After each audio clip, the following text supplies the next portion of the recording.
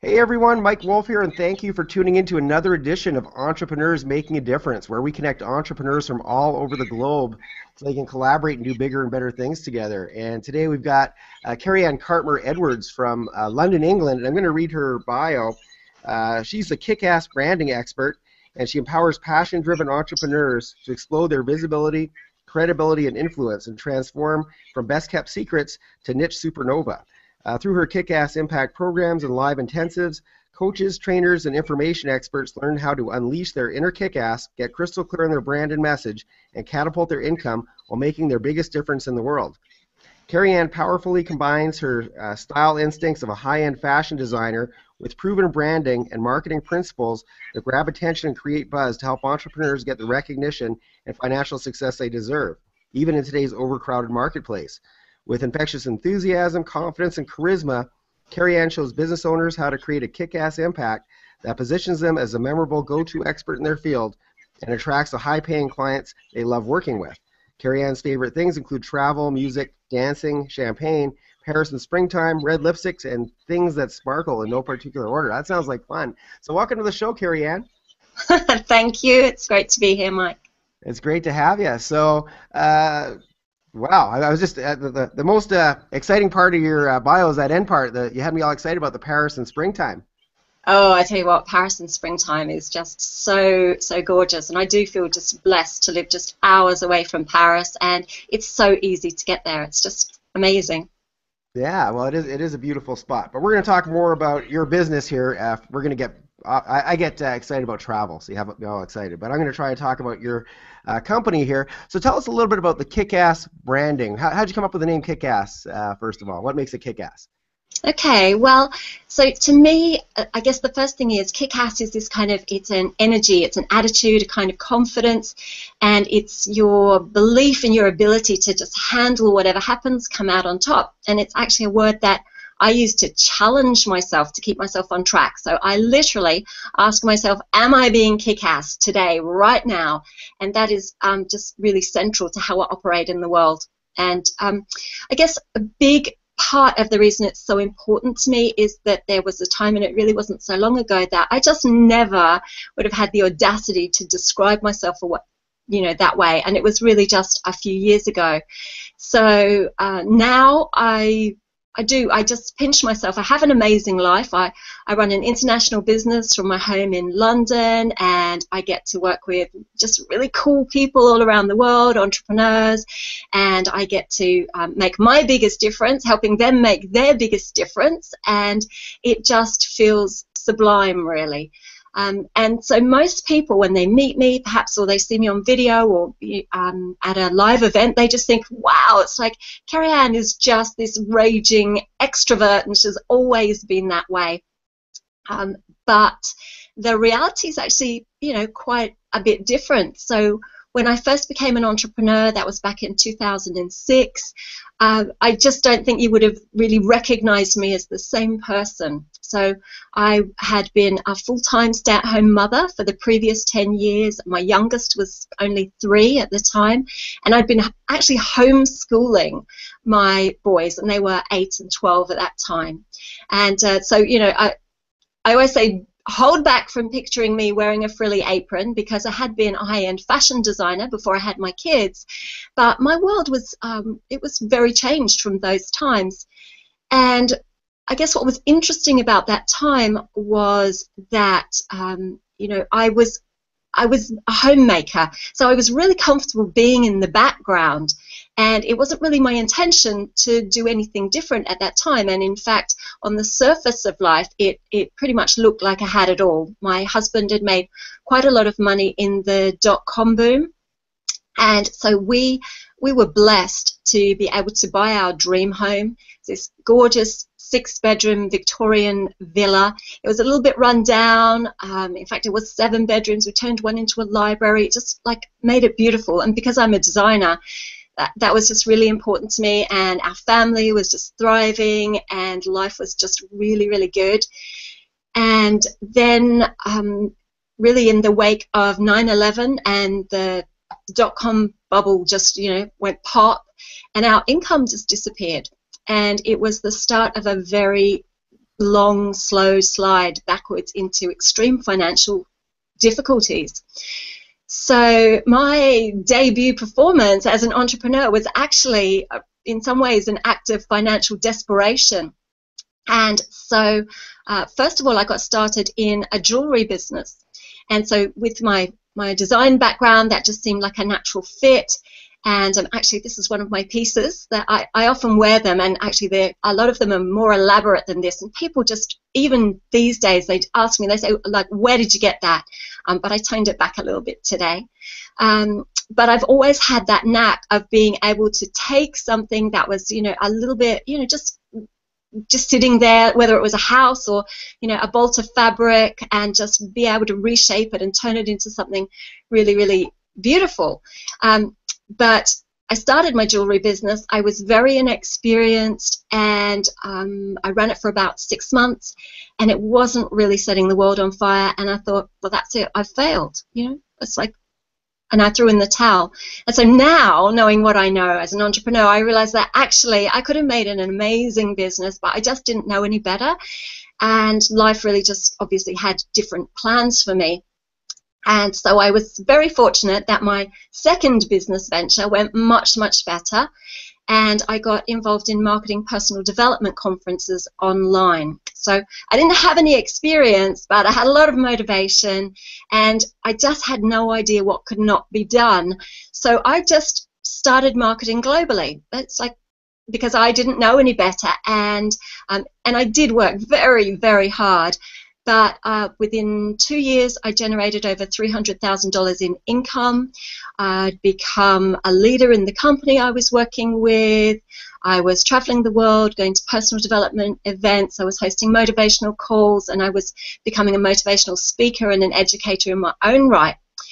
And I guess looking back, what's really interesting to me is that although I knew nothing about marketing at the time, I was just a real newbie, and I wasn't consciously aware of what I was doing, I was branding myself. So from my background as a fashion designer, I understood the value of image and color. I had a sense of style, and I had an attention to detail from that experience that I translated into my marketing.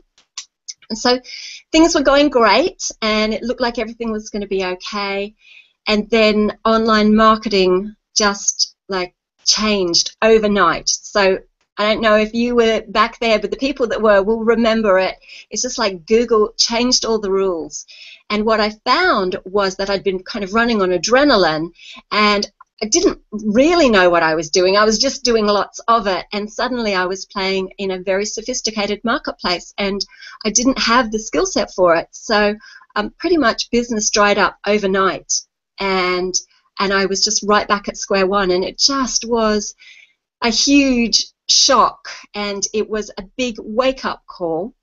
And I realized then that I had to really lift my game to the next level. And so I went on this mission to really become an expert, and I learned everything I could about marketing, and I invested in really high-level mentorship, and I kept up with the trends, and I just totally raised my game. And so I thought that it would be time then to, after a period, I thought, well, I'm going to put together my own courses, and I'm going to combine everything I know about marketing and motivation and being a coach, and I'm just going to, I'm going to be wildly successful. And so I was marketing and networking like crazy, and I was creating videos, and I was putting out value and content, and I wrote a book. It's like I just did everything, like the whole 9 yards. And so I thought that once I was an expert, I'd have credibility, and that word would spread, and that high-paying clients would just start beating a path to my door. And crickets. So I just found out the hard way that if you do want to make a great living doing what you love, then expertise and marketing are just, they're not enough, not by a long way. And so despite all of my enthusiasm and my hard work in my business, it was just barely keeping its head above water. And in the meantime, my family was falling apart, and the financial hole I was in just kept getting bigger and bigger. So there was something very big missing. And then just came the toughest year of my life, really. So we lost our family home, and my marriage broke down, and I found myself a lone parent. And I was stressed out, I was frustrated, I was, guilty about not being more hands-on with my kids, and I just felt like I had done all the things that the gurus had told me to do, and yet I wasn't getting anywhere. It was just like I was pedaling as hard as I could, but it wasn't happening. And then came this day when I actually found myself with the grand total of £1.63 in my bank account, and I had to find next month's rent by the end of the week. So that was, it was just a defining moment for me. I don't think that there are ever any words that can really sum up that feeling of like you don't know if you can keep a roof over your kid's head. And I had this sick feeling in the pit of my stomach, and it was just something that I would never want to happen to anyone, and it was just so hard. But I had this dream of something bigger and better, and I just somehow I kept holding on, and it was just really like a day at a time, a week at a time to get through. And it was just, such a tough year. But here's what I know. I know that that year just made me.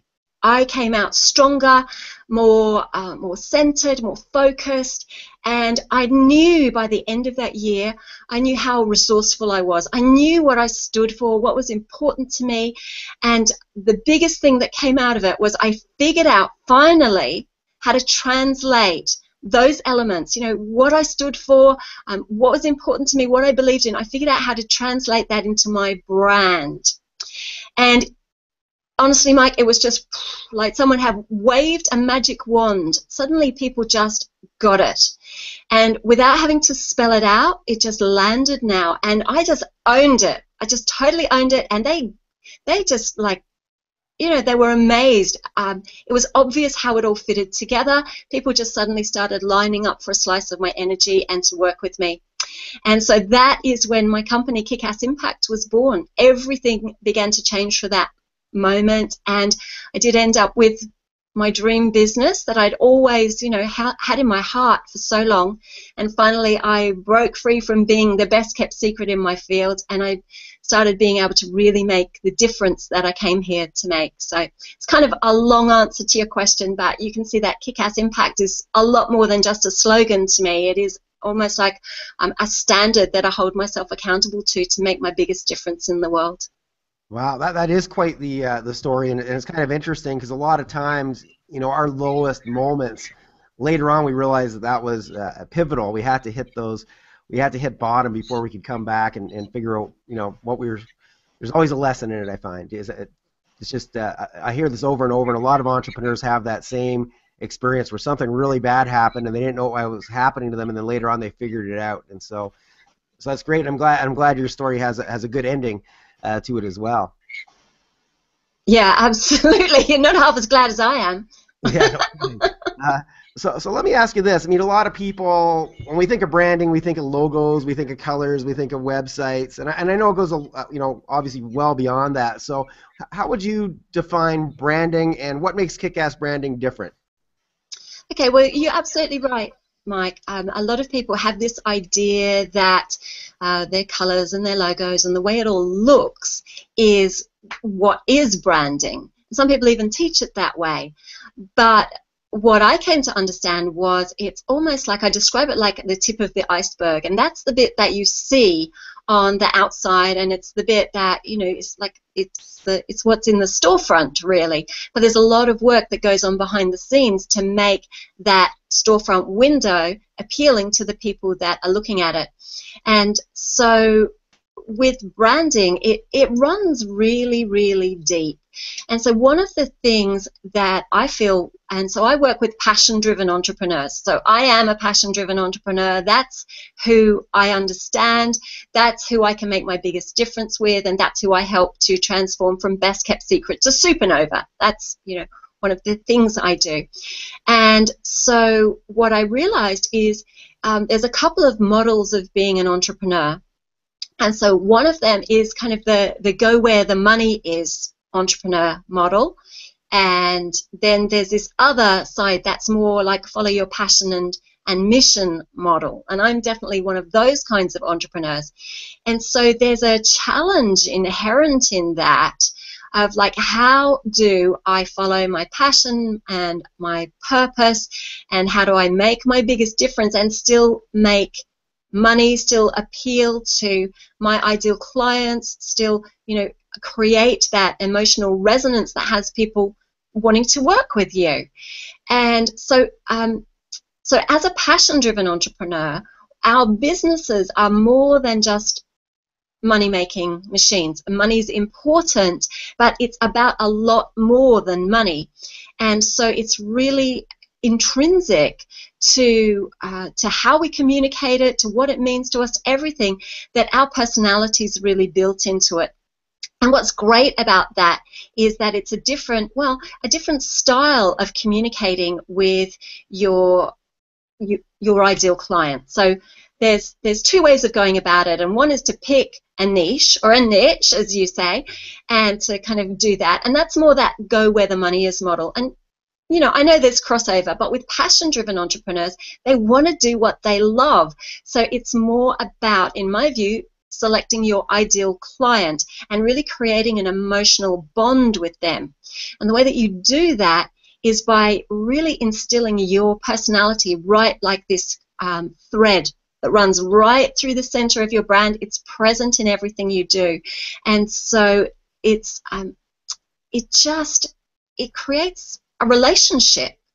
And so branding starts right there from the ground up. It starts with personality, and you build it up layer upon layer upon layer until finally you've got the tip of the iceberg that everyone sees, and it all reflects, it reflects the personality, and everything's totally congruent. And when people come across it, it doesn't miss a beat, but they don't know the work that's gone on underneath. And the great brands, that's what's really going on. It's almost like this embodiment of the founder, the person who started it, and what they believe in the world and what they're really trying to accomplish. And it's all distilled down to these very, very simple visual components, which often are the logo and the colors and the website and the rest of it. And that's why people think that that's a logo. But my vision goes much deeper, and it really starts with the person that founds the company. And I think that that's where like the real magic happens. Great. So what do you, I mean, these days, obviously, we're bombarded all day long by messaging and advertising. And how does somebody stand out? How does an entrepreneur stand out in this day and age with all this, I guess, overwhelm from all these messaging and branding people?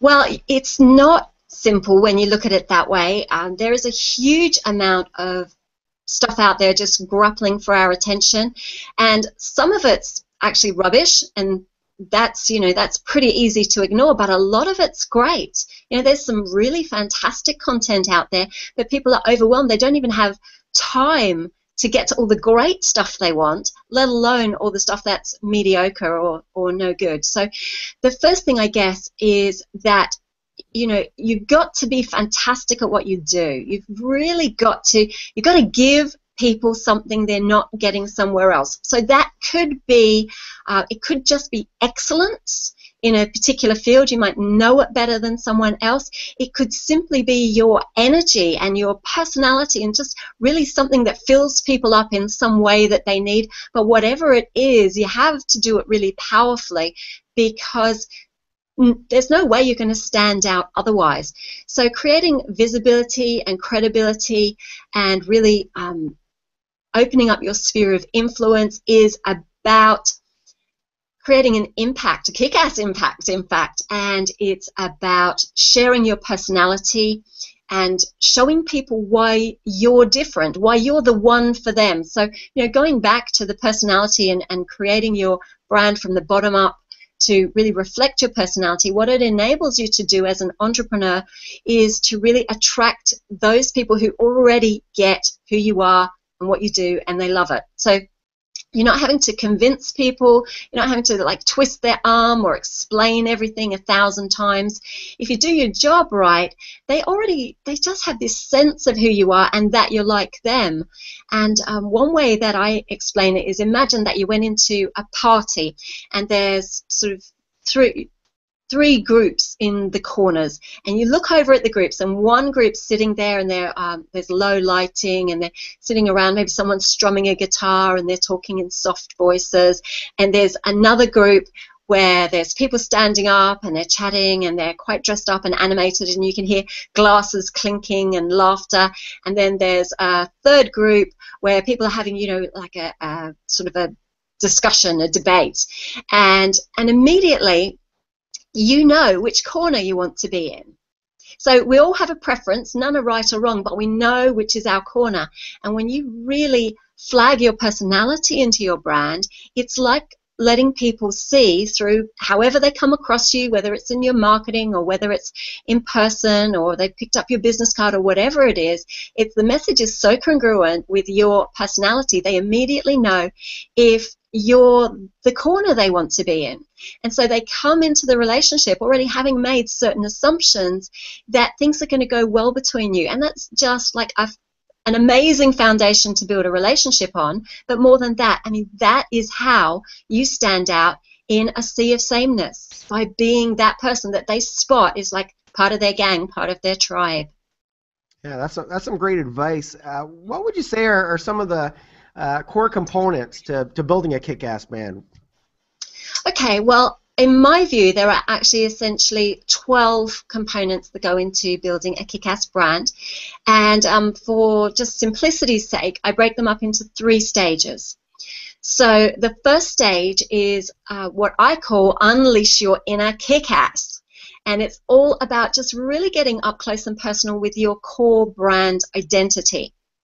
So the 3 steps in that stage are to first uncover your brand personality. I just talked a bit about that, but it's how you really shine your energy out. And that's how you stand out like a supernova with your personality. And then you create your inspired brand message. So that's what you stand for. And it's kind of, it's the center of you and your beliefs, and it just is on purpose with your values and your mission. And then the third step in stage 1 is to really discover your unique twist. So I call them your superpowers. And it's the unique and different way that you do the thing that you do. And it's in the way that only you do it. So in essence, when you do that, there is no competition. You're not competing with anyone because no one else does it exactly the way you do. So that's stage 1.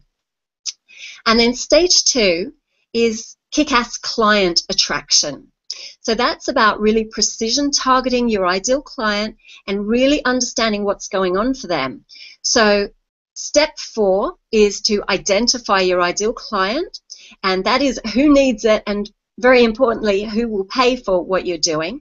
And frankly, as entrepreneurs, many of us think we know our target market, but almost everyone does need more clarity on that. And you need to really absolutely get inside their heads and know exactly what's going on in their minds. Because if you are even the slightest bit vague with your marketing and knowing exactly what they're concerned about and what they're looking for and how you can help them solve their problems, then your marketing is really just going nowhere. Step 5 is uncovering what they want. And that's very distinct from what you think they need. So as experts, people often, they believe that they know what people need, and they do. But people, they'll do anything to get what they want, and very often that will go without what they need. So it's vital to know what they want so that you can give that to them, and then maybe if they connect with you and you get the chance to, you can give them what they really need, that maybe they need, but you've got to connect with what they believe they need and they want, because it's just so much easier to sell people what they want too. So step 6 is define the real world problem that you can solve for them. So this is the actual concrete issue that they've got going on and the tangible result that you can provide for them, because that's what's going to motivate them to pay you. So that's very, very important. Okay, so now we're up to stage 3, and stage 3 is Kickass brand communication. So you've built stage 1, which is unleash your inner Kickass. That's about what you stand for. Stage 2 is about really understanding what's going on for your ideal client and knowing what they want. And stage 3 is communicating to them what your message is. So it's how to broadcast your message seamlessly across all platforms and frequencies so they get it, and no matter where they find you, the message is the same. And so, you know, that distilled part of everything that you stand for, that's what they connect with, and you make that emotional connection. So step 7, I call putting your Kickass stamp on the solution. So that's showing them why you are the one they've been searching for, the one they've been looking for, the one who's got the missing piece of the puzzle that they need.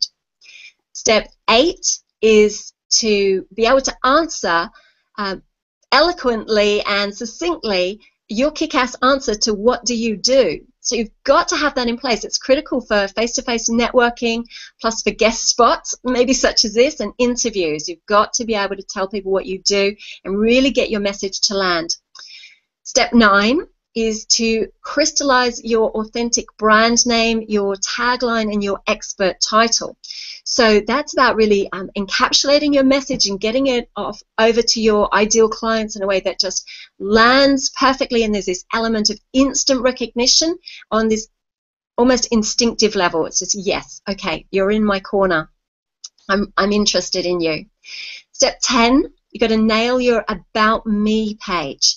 And I kind of subtitled this Writing Your Bio with Branding in Mind, but really what I actually call it is your About Them page, which if you know anything about marketing, you know that the only reason people will really read your About Me page is because they just want to find out what about you is in it for them.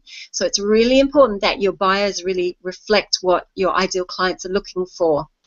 Step 11 is getting the right words to just seamlessly deliver your message with headlines and bullet points. So, you know, on your website, you've really just got to get it, you've got to nail it instantly. The message has got to be there, and you've actually got seconds to do it in. Maybe, well, in fact, Harvard studies show less than 2 seconds is how long it takes people to sum up an opinion about your success, your level of credibility, and you know, they just snap judgment. And so you've got to be able to do that instantaneously on your website with your headlines and your bullet points. And then step 12 is unleash your visual branding. So you've really got to understand how to make that tip of the iceberg look right to represent exactly everything you stand for, particularly because of those 2 seconds. Because if they come to your site, or they pick up your business card, or they meet you face to face in a meeting, or they see you on a video or an interview, and it doesn't add up visually, there's a disconnect, you'll lose them right there and then. So they are my 12 steps and the 3 stages of really creating not just a brand, but an absolutely kick-ass brand. Yeah, well, thanks for sharing those steps with us. So we obviously have a lot of entrepreneurs tuning in. That's our demographic. What would be your number one tip or number one secret for building a successful brand for somebody who is maybe just starting out? Okay, well, I have a mantra actually, Mike, and it runs through everything I do. This is like one of the foundational elements of my brand, and it's 2 words, and I'll tell you how I got there. You know, it's part of my story, but these 2 words, I think, are good advice for anyone and everyone who really wants to create success, and this is abandon ordinary. So many people out there, they're doing an ordinary job, they're doing a mediocre job, they're trying to blend in, they're afraid to stand out, and we just don't live in a world where that's going to make an impact anymore.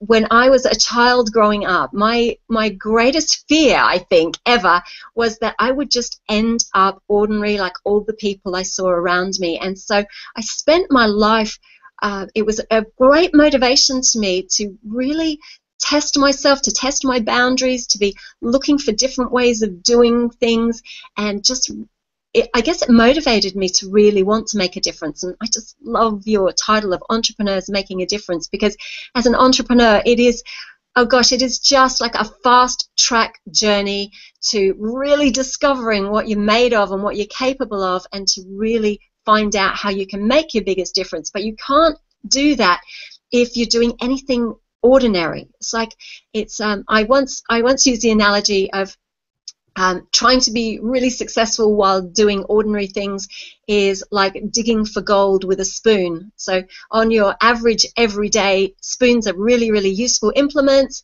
and you know, they will serve you in good stead. But if you're trying to dig for gold, they're useless. So you know, leave the spoons for when you're eating cornflakes in the morning, and when you are really trying to create something amazing and powerful in the world and make your biggest difference, you got to get out. You know, you got to get out all the bells and whistles, and you've got to do something amazing. And so I guess it links back to the thing I was saying before. You don't have to be amazing all round, and you don't have to be all singing, all dancing. Not everybody's like really extroverted and excited, but you have to do one thing really well. Either you've got incredible integrity, or you've got amazing knowledge, or you just really caring, or it doesn't matter what it is, but do one thing so well. Oh, and I'm just going to bring up here just the beautiful Maya Angelou. She's just passed on very recently, and my favorite quote from her, and I'm probably going to mess it up now, but it's something like, just do what you love and do it so well that people cannot take their eyes off you. And so that's it. If you really want to create success, sum it up in 2 words, the secret sauce: abandon ordinary. I love that. Those are very, very powerful words. I can't speak. Abandon the ordinary. I love that. And I also like the analogy of digging for gold with a spoon. I thought that was very, very well put. So, unfortunately, we're running out of time here. But if you could leave our audience with one message, what would that message be?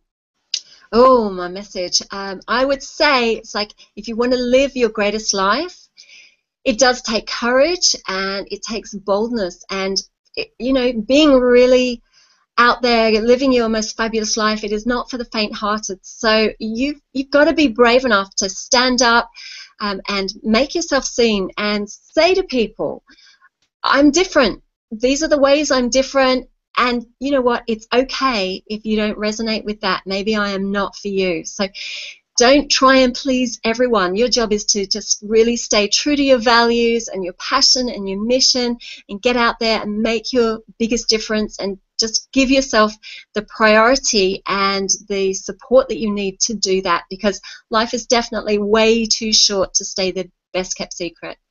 Yeah, that's some great advice. So if one of our viewers wants to get a hold of you, how would they do that? Okay, well, good timing, because I am in a few days' time, I'm going to be hosting my extremely popular virtual workshop called Kickass Product Name Formula: 5 simple steps to nail your Kickass product title that captivates, compels, and converts like crazy. And so if your entrepreneurs out there have been grappling with names for their products and programs, driving themselves crazy, this is a kick-ass, no-cost, complete training to teach them the A to Z of how to name their products, programs, and events whenever they need them. And it's not a taster session, it's not a preview call, it's actually a fully fledged training, which by the end of it, they'll know exactly how to do that whenever they need to. So if they want to come along to that, register at kickassproductname.com, because I would love to see you there. Well, that's great. Thank you so much for being here and sharing with us, and it was great chatting with you. Yeah, my absolute pleasure, Mike. It's been fabulous. Thoroughly enjoyed it. Well, thanks again, Kerrianne, and thank you, the viewers, for tuning in to another episode of Entrepreneurs Making a Difference, and I look forward to seeing you soon in our next episodes. So thanks again, everybody, for tuning in.